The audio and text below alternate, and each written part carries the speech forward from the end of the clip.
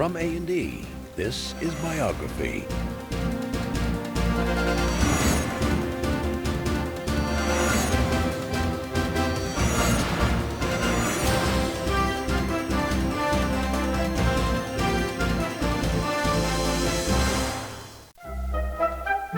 I have made a wonderful discovery. I find that alcohol taken persistently and in sufficiently large quantities produces all the effects of intoxication. He was funny. He was the funniest man who ever lived. I mean, you know, how can you say anything more than that? Oscar Wilde's writing made him famous, but his life was his true work of art. He kept dinner tables hanging on his every word. His plays ran to packed houses. Wilde brought color to the gray of Victorian England with both his words and his appearance. It opened the doors and windows on stuffy Victorianism and let in, you know, a breath of, well, not exactly fresh air, but certainly very different air. And in a time when you could be thrown into jail for committing homosexual acts, Oscar Wilde defended himself against a prejudiced and hypocritical England. You're a little advance of your age. You always end up being burnt at the stake.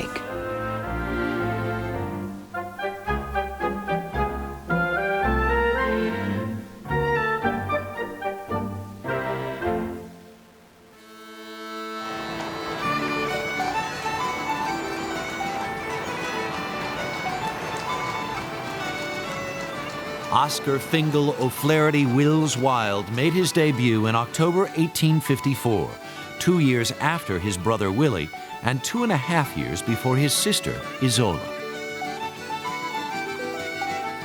The family lived in a large home on Marion Square in Dublin. It was one of the most elegant houses on one of the most prestigious squares in the city. The household was headed by Sir William and Lady Jane Wilde, the two people who shaped Oscar's future more than anyone else. His father was one of those typical Victorian polymaths who knew about the history of his country, the superstitions, the archaeology. He was a very, very fine doctor in his own right, an ophthalmologist and an aurist, an ear and eye surgeon basically, a great all-rounder. In the best tradition of the times, he was a copious drinker and an uncontrolled fornicator, apparently. He had 3 out-of-wedlock children and 3 in-wedlock children that we can trace. Lady Wilde was just as colorful. Before Oscar's birth, she had been deeply involved with the Irish nationalist movement. She wrote revolutionary poetry for an Irish newspaper under the name Speranza, Italian for hope. Speranza held grand salons at Marion Square. Dublin's best musicians, poets, and literary men, professors of medicine, of law, and classics gathered each week for conversations with Lady Jane. She used to sail into her salon. She was 6 feet tall, dressed in mauve-colored shawls, with a black wig, a high headdress, covered with Celtic jewelry, and hanging from parts of her body would be brooches with photographs of her relatives. She must have looked like a walking museum. She would say bawdy things to shock people. Like Oscar, she believed that facts really shouldn't get in the way of a good story. So she taught Wilde that he could do pretty much anything he wanted to, and the truth really wasn't that important, particularly when you're trying to entertain people. Oscar picked up on the best of his mother's eccentricities, but he also learned from her guests, watching the parties quietly from the sidelines. Oscar and his older brother Willie were invited to take part in the salon but not speak.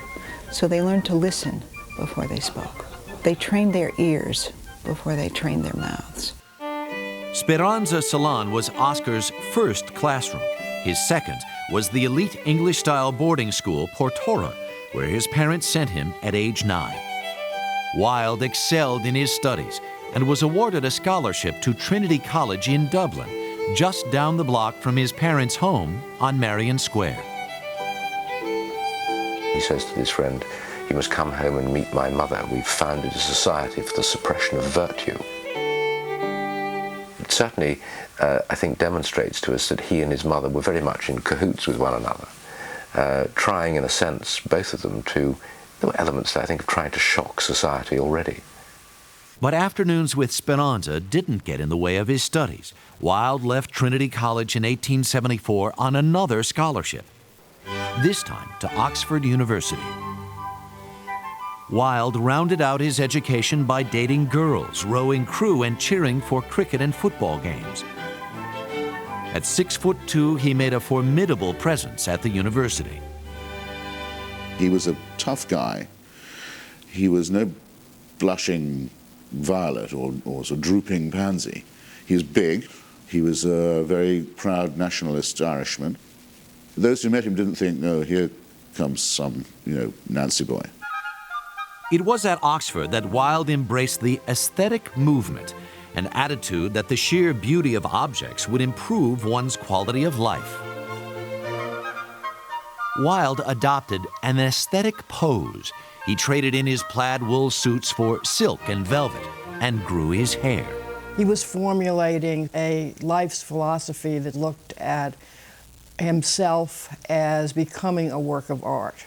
There was always something he was saying, that one should either become a work of art or wear a work of art. He filled his drab Oxford room with flowers, peacock feathers, and exquisite china. In awe of his surroundings, Oscar marveled to a friend, I find it harder every day to live up to my blue china. His famous and much recorded remark about his blue china was, I think, broadcast quite widely. And it was certainly denounced in the university church by a preacher who said that this sort of heathenism needed to be stamped out. It smacked already of a slight decadence and something which wasn't quite what the sort of English gentleman should be doing. Oscar added to his campus notoriety in 1878 when he placed first in his finals. Just before graduation, Wilde's close friends quizzed him on his next step. Oscar says, well, I'm not quite sure, but one thing I'm not going to be is a dried-up Oxford don. I'll be a poet, a writer, a dramatist. I shall be famous, and if not famous, notorious. And somehow he managed to achieve it all in exactly that order. And it was almost a terrible premonition in the sense of what was going to happen.